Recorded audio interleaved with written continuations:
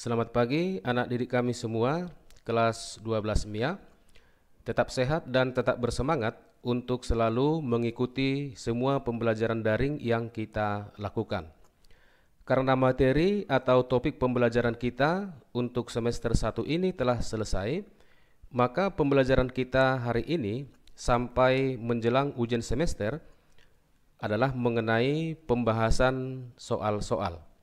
Pembahasan soal-soal yang akan kita lakukan kali ini adalah dari topik arus listrik bolak-balik. Baik, pembahasan soal-soal ini akan segera kita mulai. Mari kalian perhatikan dengan serius. Kita awali dari soal nomor 1. Sebuah generator AC menghasilkan tegangan sebagai fungsi waktu sebagai berikut. V sama dengan 200 akar 2 sinus 50T dalam satuan volt. Tentukanlah bagian A tegangan puncak ke puncak, B tegangan efektif, C periode dan frekuensi, D tegangan pada saat T sama dengan 0,01 V sekon. Baik, kita buat pembahasannya. Nah, untuk bagian A, menentukan tegangan puncak ke puncak dengan simbol VPP. Terlebih dahulu kita perhatikan persamaan umum untuk tegangan sesaat arus bolak-balik, di mana persamaan tegangan V itu sama dengan V maksimum sinus omega T dalam satuan volt. Selanjutnya dari informasi soal kita tuliskan persamaan tegangan sesaat, di mana persamaan pada soalnya V sama dengan 200 akar 2 sinus 50T dalam satuan volt. Kemudian nilai V maksimumnya bisa kita peroleh, kita perhatikan posisi dari V max itu sama dengan posisi pada angka 200 akar 2, maka V maksimum sama dengan 200 akar 2 volt. Selanjutnya posisi omega itu sama dengan posisi angka 50, maka omega kita tuliskan sama dengan 50 radian per sekon. Sehingga nilai tegangan puncak ke puncak atau VPP itu sama dengan 2 kali tegangan maksimum. Maka tegangan puncak ke puncak sama dengan 2 dikali 200 akar 2 sama dengan 400 akar 2 volt. Kemudian bagian B menentukan tegangan efektif. Tegangan efektif itu sama dengan V maksimum dibagi dengan akar 2. Kita masukkan tegangan maksimumnya tadi sama dengan 200 akar 2.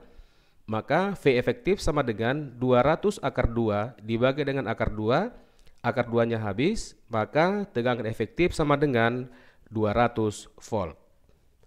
Kemudian menentukan periode T. Periode T dengan simbol huruf T kapital terhadap kecepatan sudut omega itu persamaannya adalah omega sama dengan 2V per T. Dari persamaan ini kita bisa membuat persamaan untuk menentukan periode T, maka T sama dengan 2V dibagikan dengan omega. Kita masukkan nilai omega sama dengan 50, maka periode sama dengan 2V per 50. Ini kita sederhanakan. Periode akan sama dengan V per 25 dalam satuan sekon. Kemudian menentukan frekuensi. Karena kita telah menentukan nilai periode, maka untuk menentukan frekuensi kita gunakan hubungan antara frekuensi dengan periode, di mana frekuensi itu adalah kebalikan dari periode. Maka F sama dengan 1 per T. Sehingga frekuensi sama dengan 1 per V per 25, itu akan sama dengan 25 dibagi V dalam satuan hertz. Selanjutnya bagian D menentukan tegangan pada saat T sama dengan 0,01 V sekon. Kita tuliskan persamaan pada soalnya. V sama dengan 200 akar 2 sinus 50T dalam satuan volt. Kemudian kita masukkan nilai waktu ini ke persamaan ini, sehingga kita akan memperoleh V sama dengan 200 akar 2 sinus 0,5 V, di mana sinus 0,5 V itu sama dengan sinus 90 derajat, nilainya sama dengan 1. Sehingga tegangannya akan sama dengan 200 akar 2 volt. Selanjutnya kita perhatikan soal nomor 2. Di sini ada dua komponen, yaitu resistor dan kapasitor disusun secara seri, kemudian dihubungkan dengan sumber tegangan bolak-balik. Pertanyaannya ada dua, bagian A yaitu hambatan R, bagian B tegangan rangkaian. Kita buat pembahasannya. Dari gambar soalnya disebutkan kapasitas kapasitor C itu sama dengan 125 kali 10 pangkat negatif 6 farad. Ini berarti sama dengan 125 mikrofarad. V sama dengan 100 volt, omega sama dengan 200 radian per sekon, dan arus itu sama dengan 2 ampere. Baik, kita masuk pada bagian A, yaitu menentukan nilai hambatan R. Langkah pertama, kita harus menentukan reaktansi kapasitif, yaitu hambatan pada kapasitor yang disimbolkan dengan Xc, di mana Xc sama dengan 1 per omega C, sama dengan kita masukkan nilai omega dan nilai kapasitas kapasitor, maka kita akan memperoleh nilai Xc atau reaktansi kapasitif itu sama dengan 40 ohm. Kemudian langkah berikutnya adalah menentukan arus rangkaian. I sama dengan V per Z. Dari persamaan ini kita bisa menuliskan persamaan impedansi Z akan sama dengan tegangan dibagi arus sama dengan 100 dibagi 2 sama dengan 50 ohm.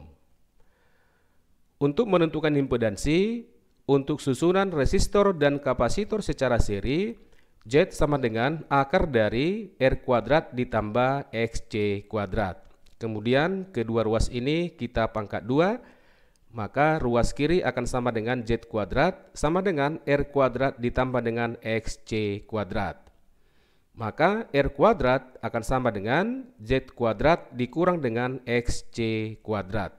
Kita masukkan nilai Z dan nilai XC, maka R kuadrat sama dengan 50 kuadrat dikurang 40 kuadrat akan sama dengan 2500 dikurang 1600. Maka R kuadrat sama dengan 900, maka R sama dengan akar dari 900 sama dengan 30 ohm. Kemudian untuk bagian B, menentukan tegangan rangkaian. Tegangan rangkaian disebut juga dengan tegangan jepit. Untuk susunan resistor dan kapasitor, tegangan rangkaian itu persamaannya adalah V sama dengan akar dari VR kuadrat ditambah dengan VC kuadrat. Baik, kita tentukan nilai tegangan pada resistor VR dan nilai tegangan pada kapasitor atau VC. Tegangan pada kapasitor VR itu sama dengan arus dikali hambatan R sama dengan 2 dikali 30 sama dengan 60 volt. Selanjutnya, tegangan pada kapasitor sama dengan arus dikali Xc sama dengan 2 dikali 40 sama dengan 80 volt. Kita masukkan nilai VR dan VC ke persamaan ini, maka tegangan rangkaian V akan sama dengan akar dari 60 kuadrat ditambah dengan 80 kuadrat. Maka V akan sama dengan akar dari 3600 ditambah 6400 sama dengan akar dari 10.000. Maka V akan sama dengan 100 volt. Kemudian kita perhatikan soal yang nomor 3. Di sini ada resistor, ada induktor, ada kapasitor disusun secara seri dan dihubungkan dengan sumber tegangan bolak-balik VAC. Tentukanlah bagian A impedansi, bagian B arus maksimum, C sudut fase rangkaian, D persamaan arus dan tegangan sebagai fungsi waktu pada induktor. Kita buat pembahasannya. Dari gambar soalnya kita tuliskan nilai hambatan R sama dengan 300 ohm, XL atau hambatan pada induktor sama dengan 600 ohm, kemudian XC hambatan pada kapasitor sama dengan 200 ohm. Kemudian dari persamaan sumber tegangan ya, V sama dengan 50 akar 2 sinus 10.000 T. Dari sini bisa kita tuliskan nilai tegangan maksimum sama dengan 50 akar 2 volt. Kemudian omeganya yang ini 10.000 radian per sekon. Kemudian untuk menentukan bagian A impedansi yang disimbolkan dengan Z, Impedansi akan sama dengan akar dari R kuadrat ditambah dalam kurung XL dikurang XC dipangkat dengan 2. Kita masukkan nilai-nilainya. Z akan sama dengan akar dari 300 kuadrat ditambah dalam kurung 600 dikurang 200 kuadrat. Sehingga Z akan sama dengan akar dari 300 kuadrat ditambah 600 dikurang 200 sama dengan 400 kuadrat. Maka hasil dari sini itu sama dengan 500 ohm. Kemudian untuk bagian B, menentukan arus maksimum atau Imax. Arus maksimum sama dengan tegangan maksimum Vmax dibagikan dengan hambatan rangkaian atau impedansi Z sama dengan 50 akar 2 dibagi dengan 500 sama dengan 0,1 akar 2 ampere. Bagian C, sudut fase rangkaian. Untuk menentukan sudut fase rangkaian, dalam hal ini adalah tangen theta, bisa kita pergunakan persamaan XL dikurang XC dibagi dengan R. Kita masukkan XL sama dengan 600 dikurang XC sama dengan 200 dibagi dengan 300, maka 400 dibagi 300 sama dengan 4/3. Sehingga nilai sudut fase atau theta itu sama dengan arcus tangen dari 4/3 sama dengan 53 derajat. Kemudian bagian D, persamaan arus dan tegangan sebagai fungsi waktu. Karena XL lebih besar daripada XC, ya, maka rangkaian ini bersifat induktif, sehingga arus terlambat terhadap tegangan sumber sebesar 53 derajat. Atau bisa juga kita sebutkan tegangan mendahului arus dengan sudut 53 derajat. Persamaan arus itu sama dengan I maksimum dikali sinus dalam kurung omega T dikurang 53 derajat. Perhatikan di sini tanda negatif 53 derajat itu menandakan bahwa arus itu terlambat 53 derajat terhadap tegangan. Kita masukkan arus maksimum, maka persamaan arus sebagai fungsi waktu akan sama dengan 0,1 akar 2 sinus dalam kurung 10.000 T dikurang 53 derajat. Kemudian persamaan tegangan V sama dengan V maksimum sinus dikali dalam kurung omega T tambah 53 derajat. Arti dari tambah 53 derajat ini bahwa tegangan itu mendahului arus dengan sudut 53 derajat. Kita masukkan nilai tegangan maksimum ke persamaan ini, demikian juga dengan omega, maka kita bisa memperoleh persamaan tegangan sebagai fungsi waktu T, maka V sama dengan 50 akar 2 sinus dalam kurung 10.000 T tambah 53 derajat. Kita masuk soal nomor 4. Ya, perhatikan rangkaian di bawah ini. Ini rangkaiannya.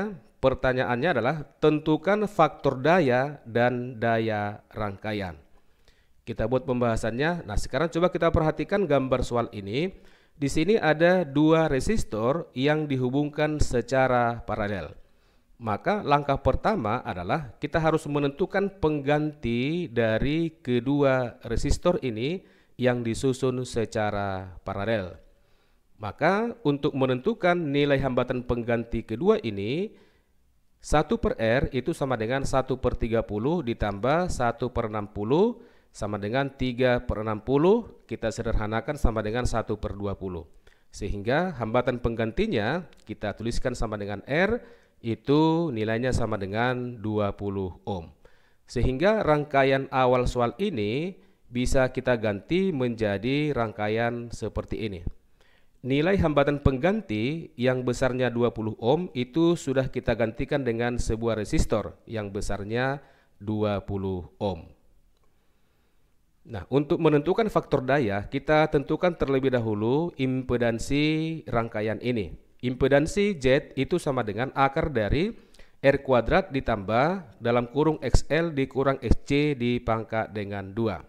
Kita masukkan nilai-nilainya, maka Z akan sama dengan akar dari 20 kuadrat ditambah dalam kurung 15 dikurang 30 dipangkat dengan 2. Maka Z akan sama dengan 20 kuadrat 400 ditambah dengan 15 dikurang 30 ini negatif 15 dipangkat dengan 2 jadi positif 225. Sehingga Z sama dengan akar dari 625 sama dengan 25 ohm. Kemudian faktor daya. Nah, faktor daya itu dirumuskan dengan kosinus theta sama dengan R per Z. Nilai R-nya sama dengan 20, kemudian Z sama dengan 25, maka faktor daya rangkaian yang sama dengan kosinus theta sama dengan 20 per 25 itu sama dengan 0,8. Kemudian menentukan daya rangkaian. Untuk menentukan daya rangkaian persamaannya adalah P sama dengan I efektif kuadrat dikalikan dengan R. Kita harus menentukan terlebih dahulu arus efektif pada rangkaian ini. Arus efektif itu sama dengan V efektif dibagikan dengan Z. V efektif sama dengan 125 dibagikan dengan Z sama dengan 25, maka arus efektif sama dengan 5 ampere. Sehingga arus efektif ini kita masukkan ke persamaan ini, maka daya rangkaian P itu sama dengan 5 kuadrat dikali dengan 20 sama dengan 500 watt. Kita perhatikan soal yang terakhir, yaitu soal nomor 5. Kita baca soalnya. Pada rangkaian ELC di atas, ujung-ujung komponen dihubungkan dengan tegangan efektif dengan nilai tegangan 100 volt. Kemudian di sini ada angka 4000 per VHz. Ini satuan hertz, berarti ini menyatakan frekuensi. Jika R sama dengan 100 ohm, XL sama dengan 200 ohm, dan voltmeter yang ini yang dipasang pada resistor menunjukkan angka 80 volt. Tentukanlah bagian A arus efektif, bagian B reaktansi kapasitif, bagian C kapasitas kapasitor. Kita buat pembahasannya. Nah, sebelumnya kita perhatikan dulu, untuk menggunakan sebuah alat ukur listrik, maka kita harus menghubungkan secara paralel. Dalam hal ini yang digunakan adalah voltmeter. Sehingga tegangan yang terukur pada voltmeter ini yang diukur pada resistor itu sama dengan tegangan efektif yang besarnya sama dengan 80 volt. Artinya tegangan yang 80 volt ini adalah merupakan tegangan efektif. Untuk bagian A, arus efektif itu akan sama dengan arus efektif pada resistor. Nah, untuk menentukan arus pada resistor, persamaannya adalah I efektif pada resistor itu akan sama dengan tegangan efektif. Ini sama dengan 80 tadi dibagikan dengan R, maka I efektif akan sama dengan 80 dibagi 100 sama dengan 0,8 ampere. Kemudian bagian B menentukan reaktansi kapasitif. Nah, sebelumnya kita tentukan impedansi Z ya, sama dengan V per I sama dengan 100 dibagi dengan 0,8 sama dengan 125 ohm. Kemudian kita masukkan nilai Z ya pada persamaan untuk menentukan impedansi untuk susunan resistor, kemudian induktor dan kapasitor secara seri, sehingga kita buat dulu persamaannya. Z kuadrat sama dengan R kuadrat ditambah dalam kurung XL dikurang XC dipangkat dengan 2. Kemudian kita masukkan Z-nya, 125 kuadrat sama dengan R 100 kuadrat ditambah XL 200 dikurang XC dipangkat dengan 2. Ini pangkat 2-nya sama dengan 15.625 akan sama dengan 100 kuadrat sama dengan 10.000 ditambah dengan dalam kurung 200 dikurang XC dipangkat dengan 2. Ini yang 10.000 kita pindahkan ke ruas kiri, sehingga ruas kiri akan sama dengan 5.625 sama dengan 200 dikurang XC dipangkat dengan 2. Sehingga 200 dikurang XC akan sama dengan akar dari 5.625 yang besarnya sama dengan 75, sehingga nilai XC akan sama dengan 200 dikurang 75 sama dengan 125 ohm. Kemudian bagian C menentukan kapasitas kapasitor C. Kita pergunakan persamaan XC sama dengan 1 per omega C sama dengan 1 per, nah perhatikan omeganya ini kita hubungkan dengan frekuensi, yaitu sama dengan 2V dikalikan dengan F, ya, dikalikan dengan C. Sehingga dari persamaan ini kita bisa membuat persamaan menentukan kapasitas kapasitor C sama dengan 1 per 2V dikali XC dikalikan dengan frekuensi F. Kita masukkan nilai XC yang sudah kita peroleh tadi 125, kemudian frekuensinya sama dengan 4000 per V Hz. Maka C akan sama dengan 1 per 2V dikali 125 dikalikan dengan 4000 per V. Ini harga V yang di sini dan yang ini bisa mati.